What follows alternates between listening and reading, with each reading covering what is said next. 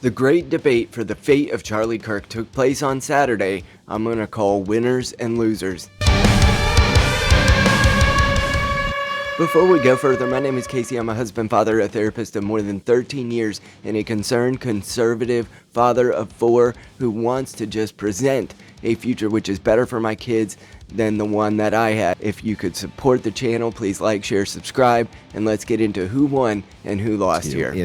Do you actually believe that anybody in TPUSA or Erica Kirk or Erica actually participated, had foreknowledge of, or facilitated the murder of Charlie Kirk? I'm not going to get myself into a legal pickle here.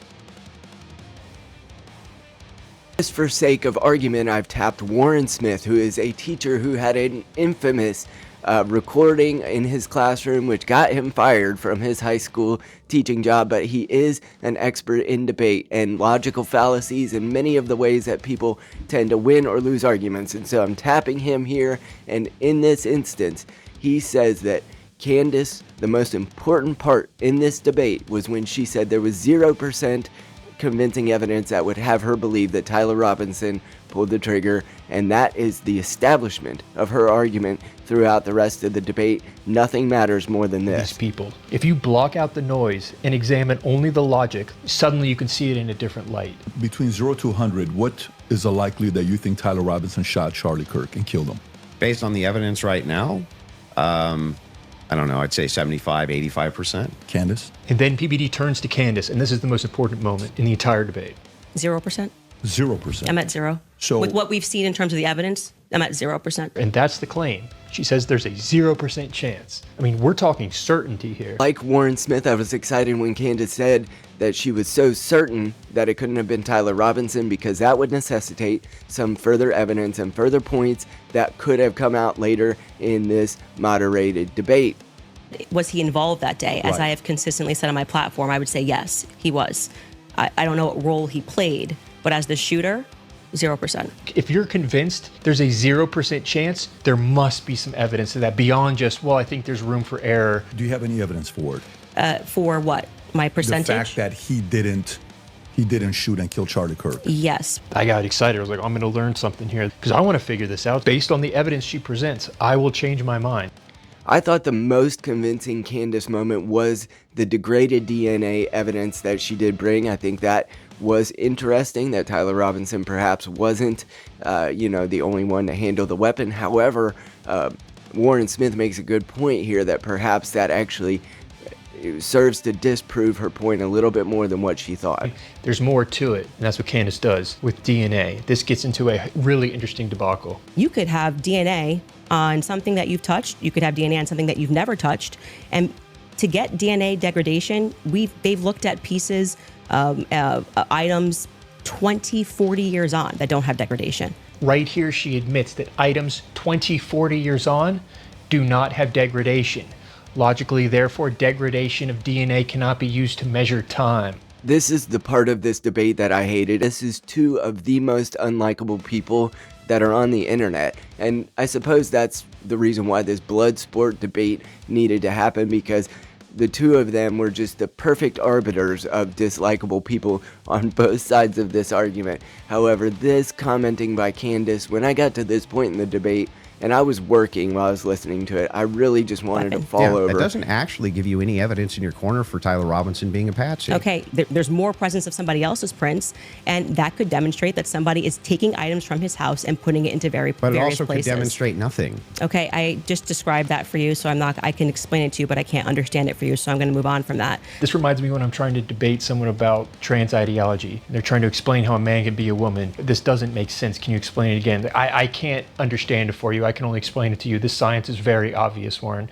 I don't know why people seem to think this is some gotcha. The entire basis for why you think that there's evidence for Tyler Robinson being the person that took the shot is based off of a hearing under Utah 1102 rules, meaning that they are doing the exact same thing that I am doing. That's a big moment. If we can't listen to anything that could be categorized as hearsay, we can't listen to your claim that someone in the French government told you about an attempted assassination plot. Candace was making the point that hearsay was all that was available as far as state's evidence that was given as of yet.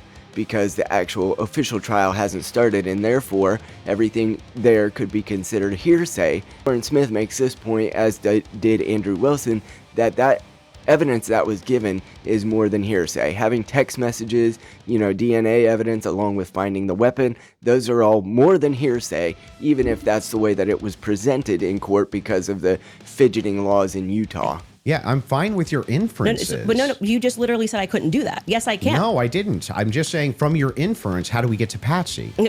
This is how you got to shoot her. This was not actually a debate. She's not trying to argue that her claim is stronger. She's simply trying to argue, hey, it's viable and it's okay for me to think. And I agreed. But the entire substance of your argument is that people can't infer off of evidence. No, That's what you're saying it's to not. me. And somehow she spins this into Andrew saying people can't infer off of evidence, which is the opposite of what I thought he was saying. I thought he was asking you for the evidence that you're using to infer your conclusion. Warren Smith kind of has a little mentee B here, because he says that she was required to give the evidence that she was using to make her inferences, and that just never hit. Get to that inference.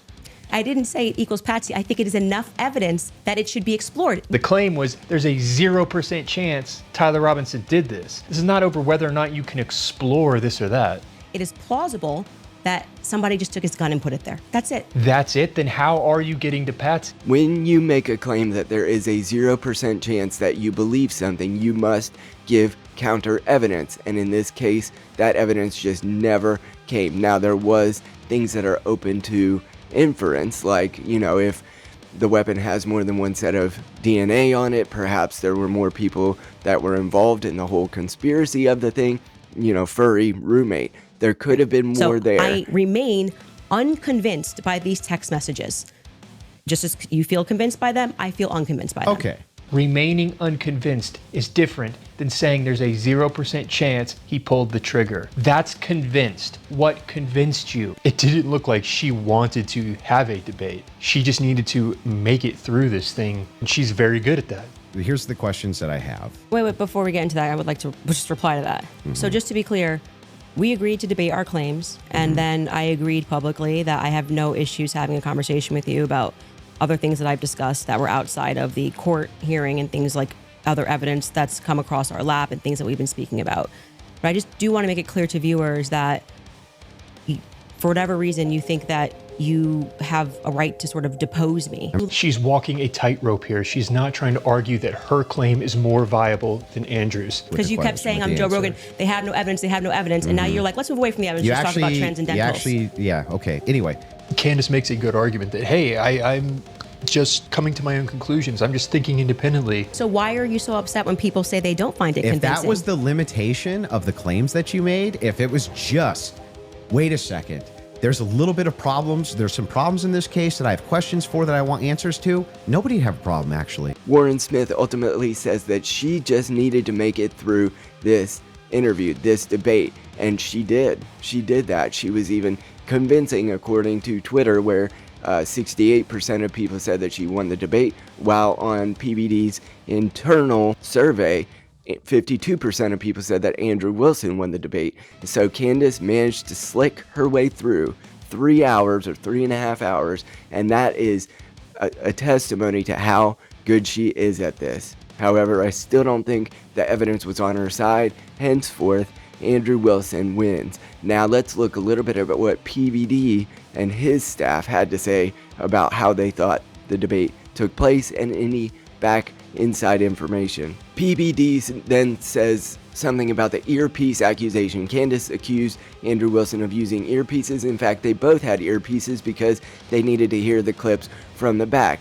And he says that both of them won this debate. First of all, Candace Owens got paid $100,000 an hour to be there. Good for her, I guess. And Andrew Wilson won because millions and millions and hundreds of millions of people will have seen his face and heard his name that would have never known of him before. And that is a testimony to both of them taking home a big payday.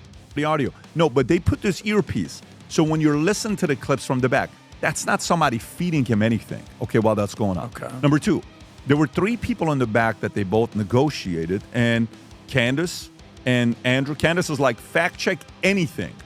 Send anything. There was no restrictions on the fact checking. That happened. Fact check anything, send the clips, do whatever you want while you're showing those clips. The other part is, like, this is the conversation I have with Ben Shapiro as well, and guys like Ben Shapiro and Andrew Wilson have to ask themselves this question. There's two things.